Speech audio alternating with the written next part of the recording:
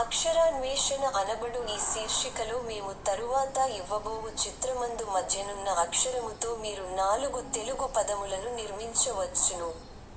అందులకు కావలసిన ఆధారములు చిత్రమునకు ఇరువైపులా తెలుగు మరియు ఇంగ్లీష్ భాషలలో ఇవ్వబడియున్నవి.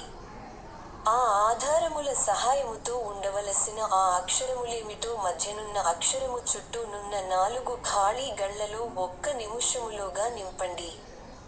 ఒకవేళ ఆ కాల వ్యవధిలోగా ఖాళీలను నింపలేక పోయిన ఎడల 1 నిముషము తదనంతరము ఆ సమాధానము లేమిటో మేమివ్వగలము.